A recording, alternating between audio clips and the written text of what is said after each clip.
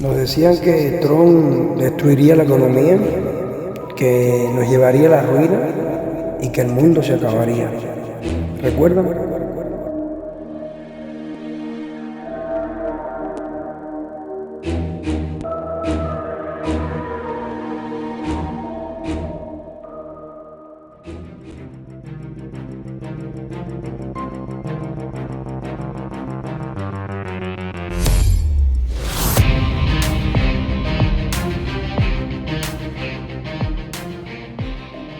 Americans are sending a message in new CNN polling showing that neither Republicans nor Democrats are winning a clear majority of Americans right now when it comes to the economy. So what to do about that and what is inside these numbers and what can be learned from it?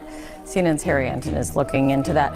When it comes to what the message really is, I mean, which party's faring any better? Yeah, you would think after all of the waves, Kate Baldwin, after the last few months, the first 5 months of the Donald Trump presidency, right, the first 4 months of the Donald Trump presidency, that you expect that Democrats would have this massive lead on the economy.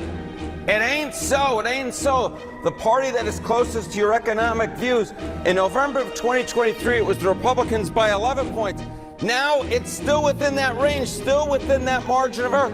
Plus 8-point advantage for the Republican Party. How is that possible, Democrats? How is that possible after all the recession fears, after the stock market's been doing all of this, after all the tariffs that Americans are against, and Republicans still hold an 8-point lead on the economy?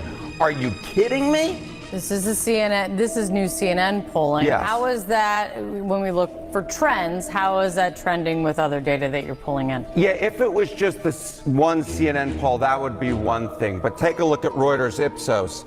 What do we see here? Party with a better economic plan. Well, in May of 2024, just before Donald Trump was reelected president, Republicans had a 9-point advantage. Look at where we are now in May of 2025. The advantage actually went up by 3 points. Now Republicans have a 12-point advantage when it comes to the party with a better economic plan. And again, this is after months of supposed economic uncertainty in which the stock market's been going bonkers, in which the tariff wars that Americans are against have been going on.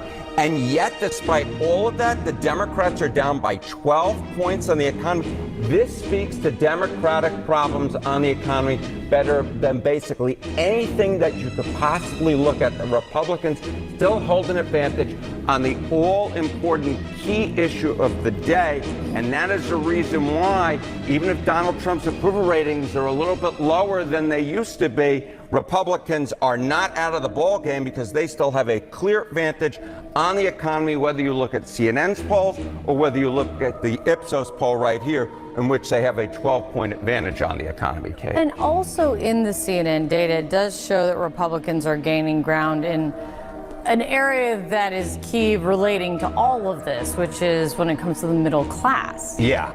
You know, historically speaking, which is the party of the middle class has been a huge advantage for Democrats. I have polling from NBC going all the way back since 1989 when Democrats had a 23-point advantage. 2016, a 17-point advantage. But by this decade, we already started seeing declines back in 2022 where you saw that Democrats led, but only by 4 points, well within the margin of error. And now in our latest CNN poll among registered voters, which is the party of the middle class? It is tied. This, I think, speaks to Democratic ills more than anything else. They have traditionally been the party of the middle class. No more. Donald Trump and the Republican Party have taken that mantle away, and now a key advantage for Democrats historically has gone adios amigos, and now there is no party that is the party of the middle class. Republicans have completely closed the gap, Kate.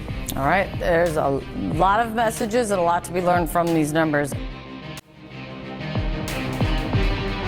Los expertos en el tiempo no son periodistas, son activistas disfrazados. El público ya no les cree. El juego se acabó. Game is over.